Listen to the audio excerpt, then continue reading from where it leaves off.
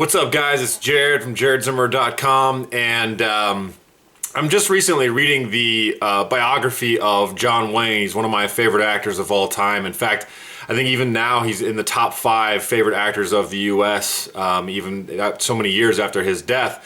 One of my favorite things to do is to read biographies of great men and women that I just would love to emulate. I would love to live up to their standards, even with their weaknesses, recognizing their strengths. And one thing that occurred to me, I have a lot of people ask me, how do you get to this point? Specifically, when it comes to bodybuilding, strength training, but also in the intellectual life and things like that. And so there's really kind of this art to kind of reinventing yourself. I think most oftentimes in Christian circles, we have this idea of the dignity of the human person, and by all means, absolutely. But we don't want to allow that idea to negate any feeling of growing towards an eventual goal that we might have. And oftentimes that means we have to reinvent ourselves.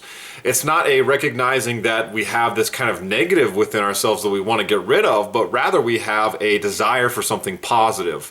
And I find that within many of the biographies that I read, many of these great men and women, they really had to reinvent themselves to get to where they're at. Looking purely at secular stuff, John Wayne had to continually reinvent himself to become the great actor that he did.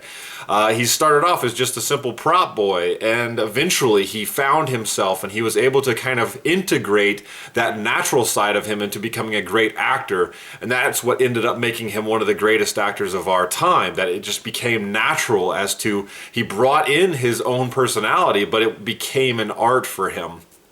Same thing with Bruce Lee and many of the others that I highly look up to, these guys that they continually had to reinvent themselves. Many of the greatest intellectual minds of the world had to do the same thing. They had to think beyond themselves and start to learn from others. So I thought I might give 3 quick tools, quick ideas on how to reinvent yourself, how to properly reinvent yourself. And I think for the first part is that you have to recognize what you want. What is it that you want to reinvent yourself towards? You can't just say, well, I want to be a millionaire, because you have to know what it's going to take to get there. You have to know what it's going to take to be happy while going to get there.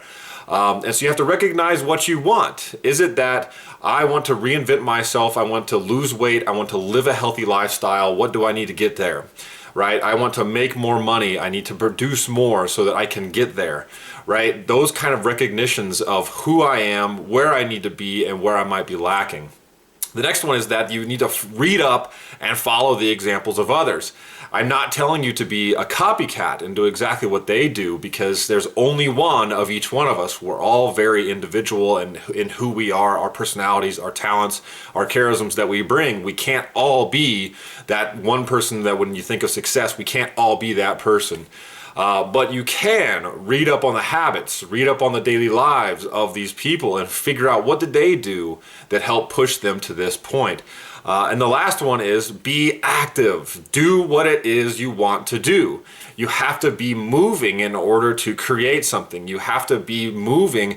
John Henry Newman always said that growth is the only indication of life. And so if you're not doing something, you're not being active towards what it is you're trying to reinvent yourself towards, you're simply not going to do anything. We can sit back and be passive all we want. It's not going to do a dadgum thing for you. So recognize what it is what you want, read up and follow the examples of others, and be an active person in that life. All right, guys, until next time, God bless.